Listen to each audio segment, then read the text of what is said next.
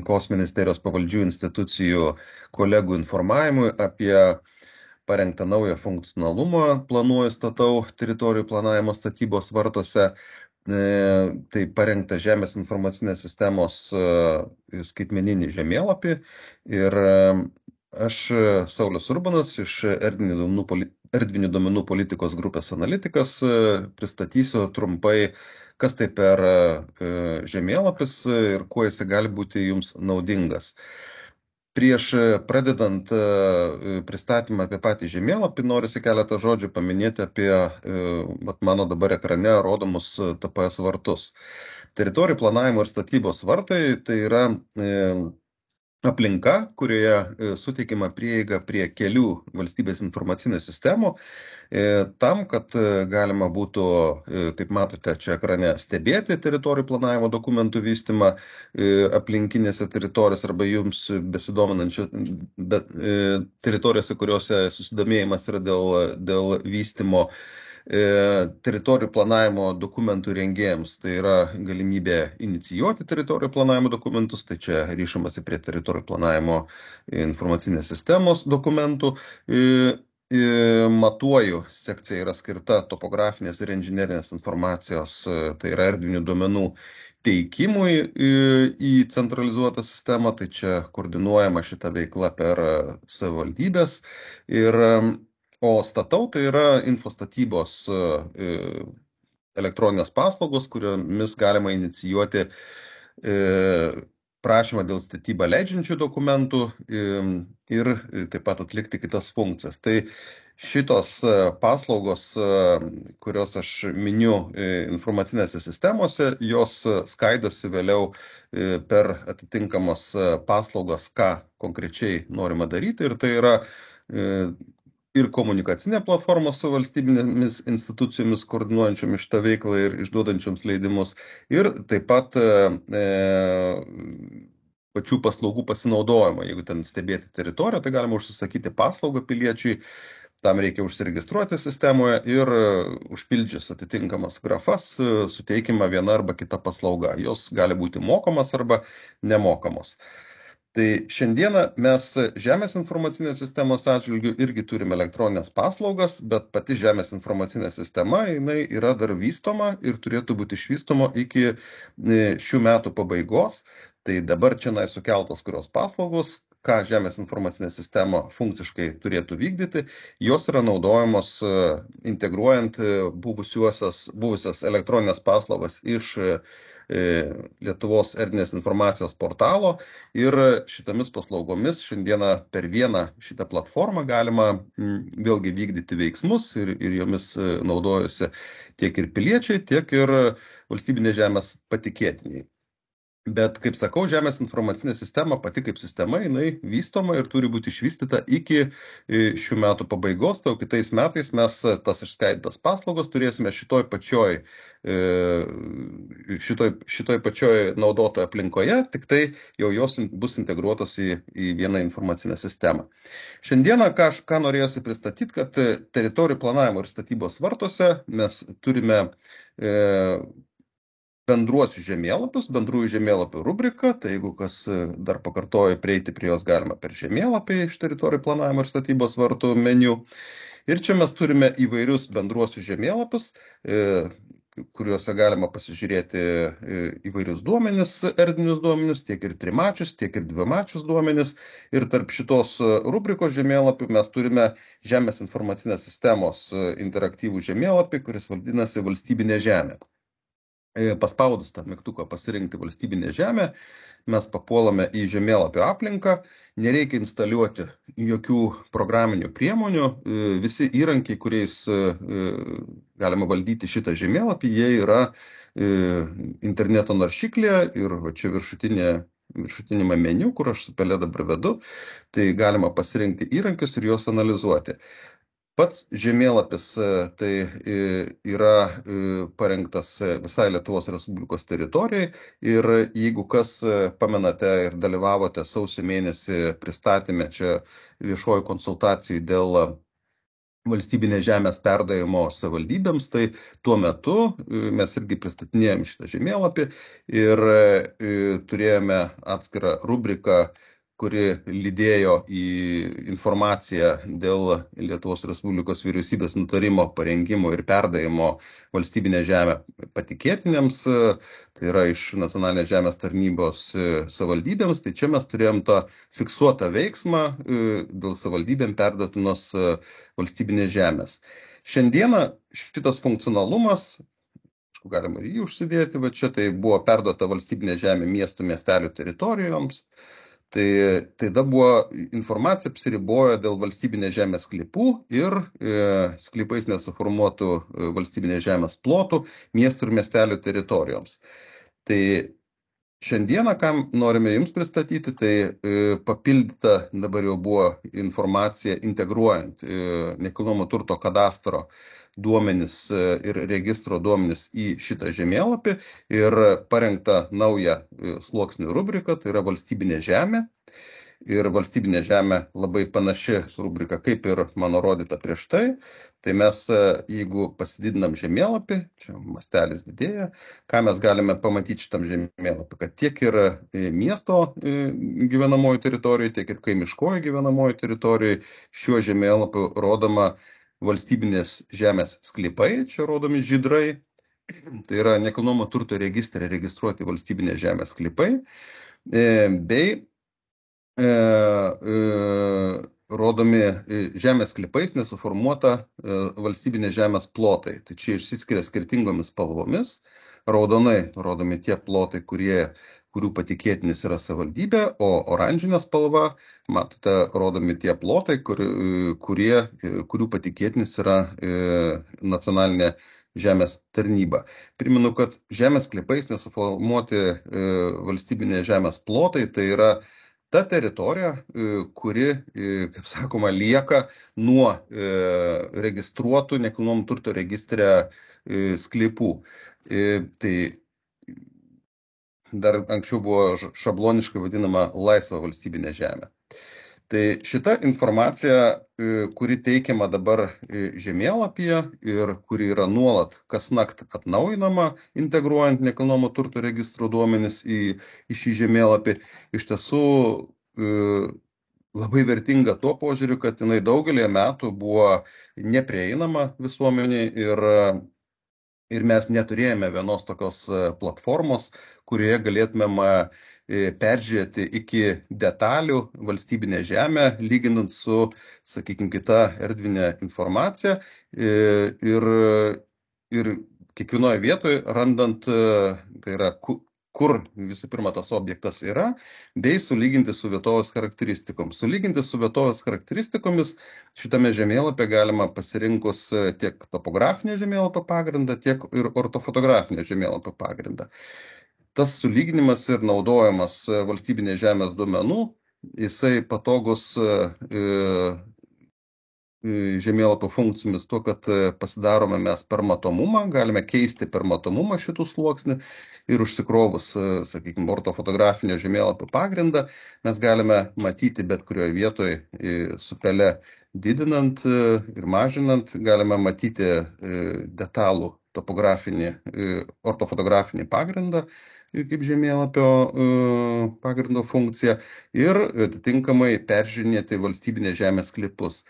Peržiūrėti juos galima grafiškai, kaip aš čia dabar didinu ir mažinu mastelį, arba galima pasirinkus į funkciją, tai tiesiog bakstelėme į bet kurį žemės sklypą, turime jo unikalų numerį, matome, jį aktyvuojame tą unikalų numerį ir tada mums atsiveria išsamesnė informacija apie valstybinį žemės sklypą, koks jo nekilnojamo turto registro unikalus numeris, koks jo yra kokia kadastro vietovė, adresas, paskirtis, plotas nekilnojamo turto registre registruotas, vidutinė rinkos vertė, kokiu būdu nustatyta rinkos vertė, bei valstybinės žemės patikėtinis.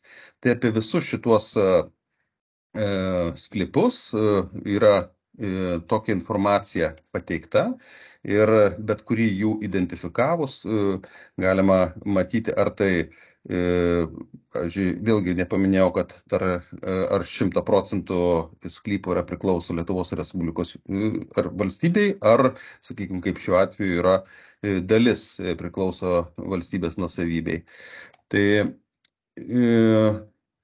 ši informacija, aišku, labai įdomi turinio požiūriu, tai tiek ir, manau, antikorupcinių požiūrį, tiek ir bendrai kiekvienam gyventojui įdomu, kas aplink juos yra ir kuri žemė yra valstybinė žemė. Taip pat, aišku, labai yra svarbi ir nekilnojamo turto vystytojams, kur galima būtų inicijuoti kokį projektą arba pasiūlyti savivaldybei arba valstybei administruoti kaip patogiau valstybinė žemė. Ir aišku, visiems valstybinės žemės patikėtiniams, kuriems reikia valdyti valstybinę žemę kaip turtą, visur jinai labai patogiai interaktyviai naudojama. Tai kas norisi dar akcentuoti šiandien, čia tarp kolegų susirinkę mes esame, kad šitą uždavinį, labai dėkui, kad mes jį gyveninam statybos sektoriaus vystymo agentūros kolegų pastangomis. Tai iš tiesų galima sakyti, nei tam buvo skirtas atitinkamas biudžetas, nei kažkoks tai papildomas projektas inicijuotas, nes tą pavyko pasiekti tiesiog todėl, kad buvo sistemingai vystomi teritorijų planavimo ir statybos vartai, įvertinant, kad papildomas funkcionalumas galėtų veikti šituose vartuose. Ir mes pasinaudojant esamą infrastruktūrą, tai TPS vartų infrastruktūra, sugebėjome sukurti tokį labai naudingą produktą. Jisai naudingas, aišku, dar turinio prasme tuo, kad patogu jį naudoti kaip ir žemėlapio valdymo įrankį, nes papildomai prie valstybinės žemės mano rodomų duomenų, kurios galima užsigesinti arba tiek aktyvuoti, tiek ir kažkurią tai dalį užgesinti, komponentiškai pasirenkant, kokia mums yra nereikalinga informacija.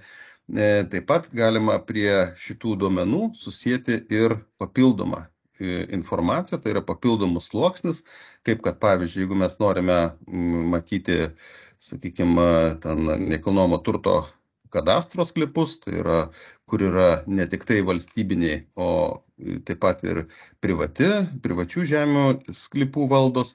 Tai ši informacija su kitais nekilnojamo turto kadastre registruotais objektais yra dinamiškai parodoma šitame žemėlapyje. Aš tik tai užgesinsiu, tarkime, ten pastatų taškus, inžinerinius objektus, paliekant tik tai sklypų informaciją.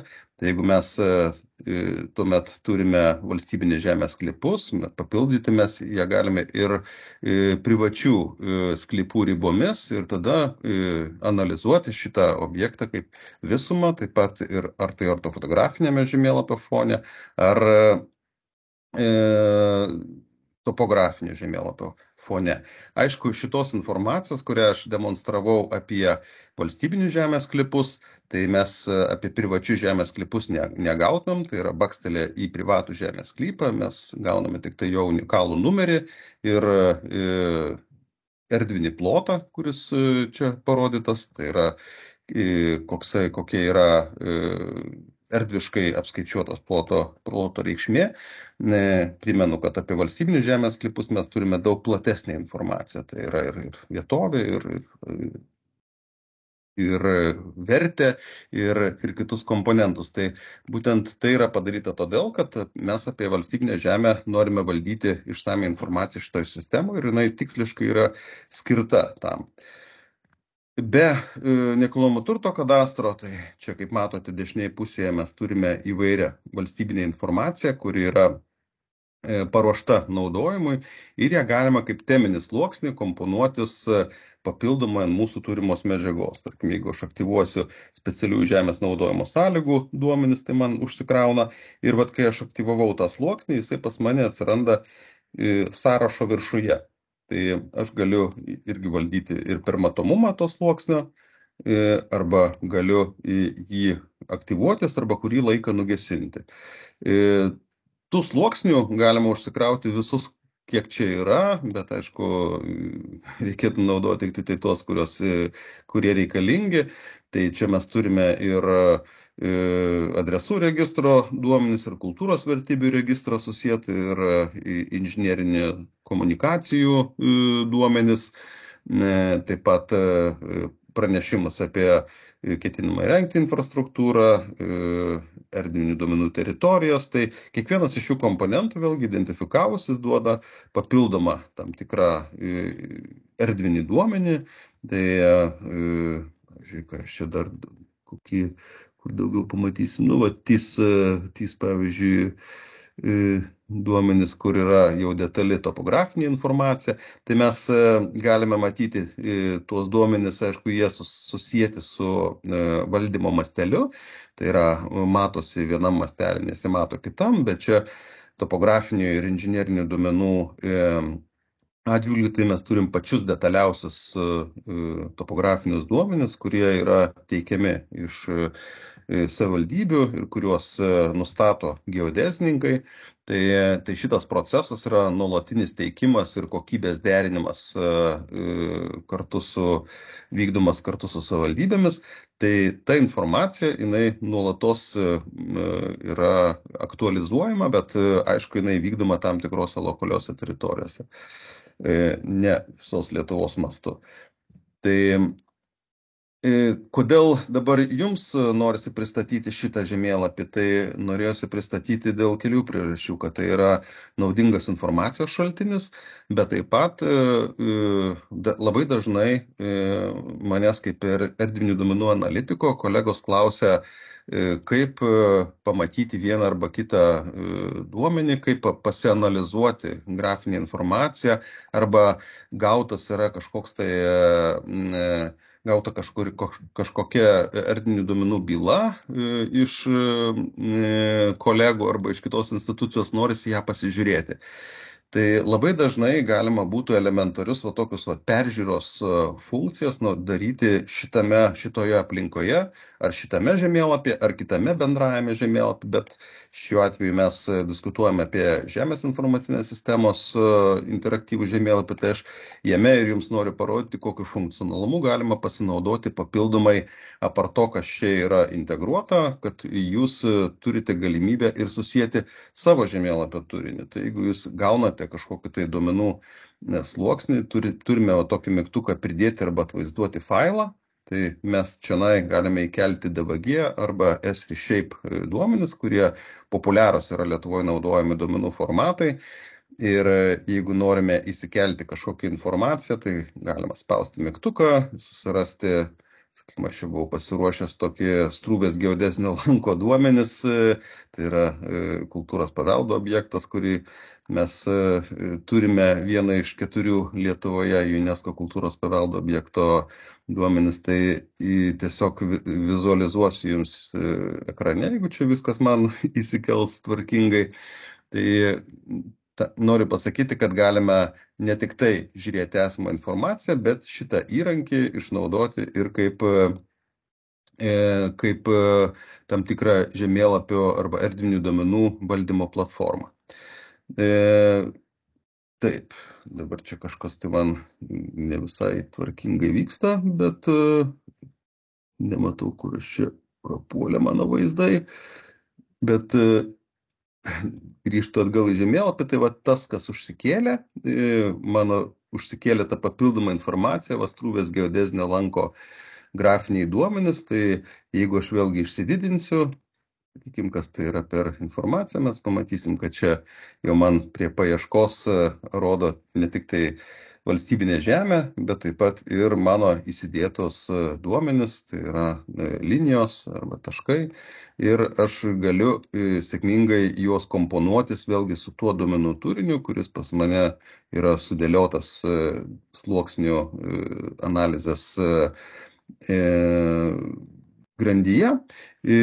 Atitinkamai vėlgi galiu komponuoti tos duomenis su, sakykime, pagrindo reikalingų žemėlapių ir analizuoti arba lentelinių požiūrių, arba, sakykime, kaip grafinius duomenis.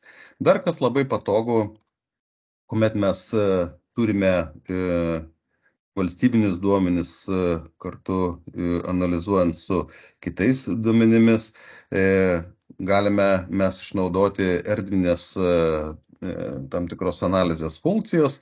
Tai pavyzdžiui, pamatuoti, nustatyti vietovę mūsų norimam taške, tai aš baksteliu su pele bet kuriame taške, man rodo Lietuvos koordinačių sistemos koordinates, aš žinau, kurios tai koordinatės, man yra aišku, galima pasimatuoti atstumą nuo taško A iki taško B ir pamatyti, tarkim, perimetrą mums rūpimų duomenų, arba galima pamatuoti kokį tai plotą mums rūpimo objekto ir tam nereikia naudoti kažkokių tai specializuotų GIS programinių priemonių, tiesiog naudojatės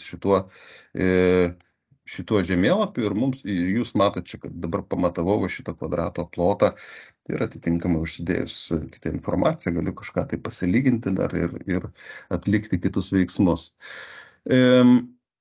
Dar kas patogu šitame žemėlapyje, kad objektus, kuriuos jūs ieškote, jūs galite surasti grafiškai, tai yra naršant žemėlapį, arba galite naudoti paieškos langą.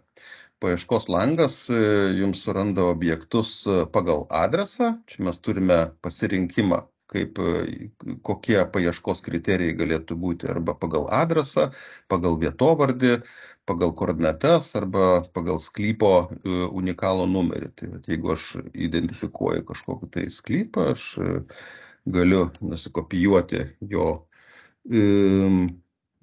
unikalų numerį ir, tarkime, naisiu kažkur kitur dabar,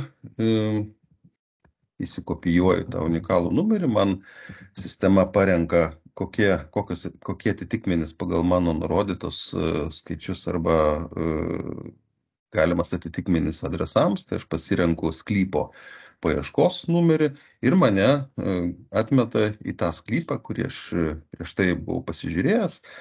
Aš galiu jį užsigesinti, jisai man dabar jau aiškus, galiu vėl jį analizuoti, jo atributinę informaciją. Ir mums čia šitoje lentelėje tai rodo visus sluoksnius, kurie aktyvūs žemėlapio sluoksnių lange. Tai jeigu kažkurie tai sluoksniai mums nėra aktualūs, mes galime juos užsigesinti, tarkime, nekilnojamo turto kadastro sklypų mums nereikia, mes galbūt norime tik tai analizuoti valstybinės žemės sklypus, tai tada mums čia atitinkamai sumažėja tų katalogų skaičius, kuriuos mes norėtume analizuoti. Bet kuo daugiau mes čia identifikuosime objektų, tai tuo daugiau mums žemėlapis parodys ir ką mes galime pamatyti. Kaip minėjau, šitie duomenys, tai yra valstybinės žemės sklypai, ir valstybinės žemės sklypais nesuformuoto valstybinės žemės plotai, jie yra atnaujinami kasnakt. Šiandieną dar, aišku, vykdoma sistemos patikra ir derinimas su valstybės įmonė registrų centras dėl tam tikrų technologinių niuansų, bet iš principo kolegos iš SSVA, tai yra Žilvino Stankevičiaus komanda, šitaip pavadinsiu, tikrai atliko didelį darbą, integruojant nekilnojamo turto registro ir kadastro duomenis per atskirą elektroninę paslaugą, kurią parengė registrų centras ir pateikė. Bet ir, aišku, kiekvieną naktį vis naujai sugeneruojami va šitie oranžiniai ir raudoni plotai.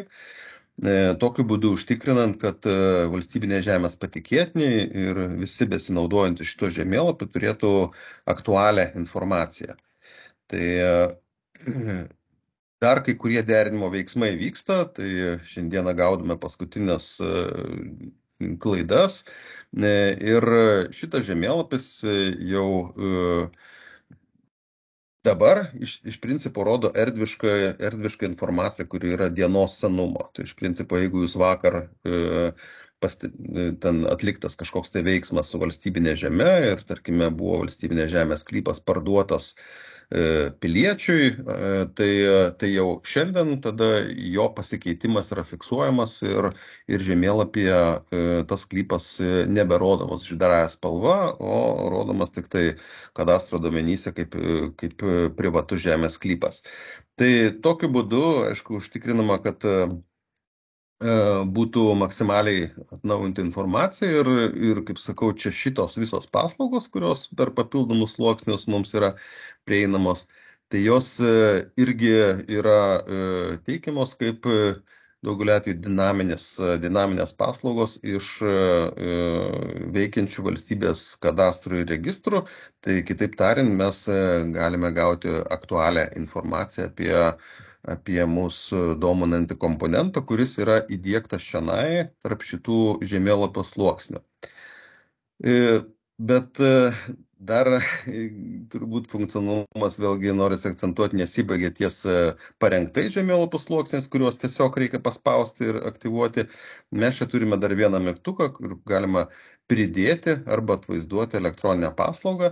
Tai šiuo atveju, jeigu mes operuojame su tam tikrom elektroniniam paslaugom, kas dirbat su erdviniais duomenimis, tai žinote, kad galima duomenis atsisiųsti ir importuoti, o galima tiesiog susijęti savo žemėlapį su jau transliuojama elektroninė paslauga, tai yra arba webmap service, arba tai yra žemėlapio vaizdavimo paslauga, arba vektorinių duomenų teikimo paslauga, tai feature vadinamas servisas, image layer servisas, tai yra jau specifiškai atitinkamai įvairių programinių priemonių parengtos elektroninės paslaugos.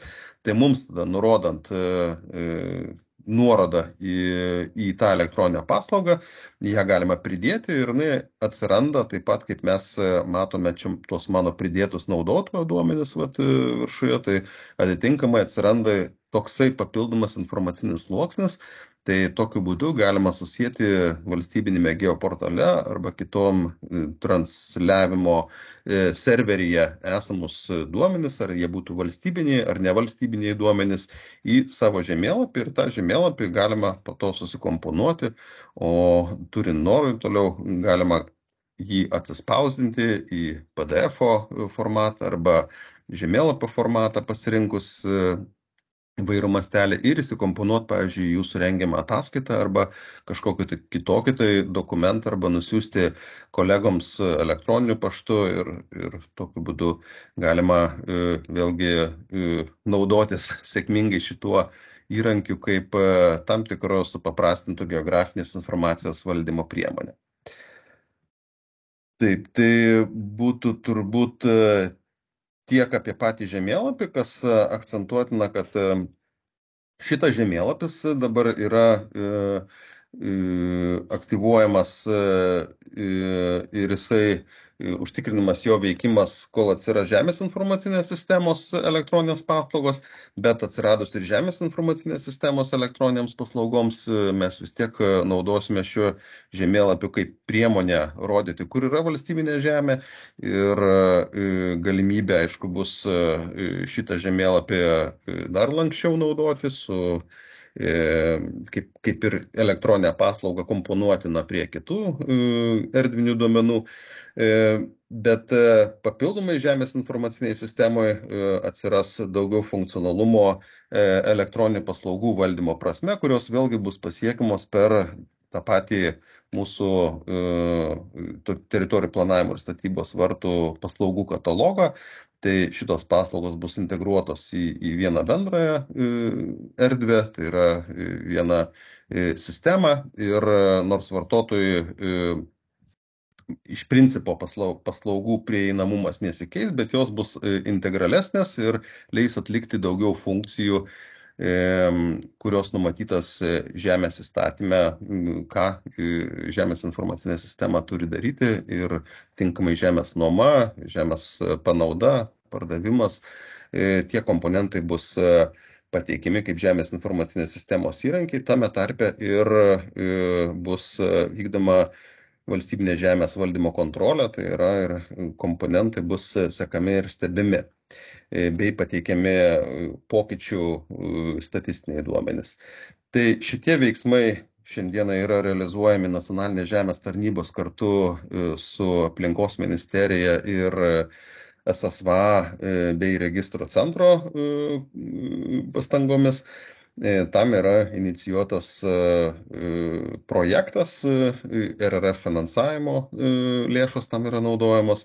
Tai intensyviai dirbame su Žemės informacinė sistema, bet šitas žemėlapis iš tiesų buvo labai svarbus mums visiems, kad tiek ir naudojant žemę įvairiems patikėtiniams, tiek ir visuomeniai būtų galimybė kasdieną naudotis maksimaliai aktualią informaciją.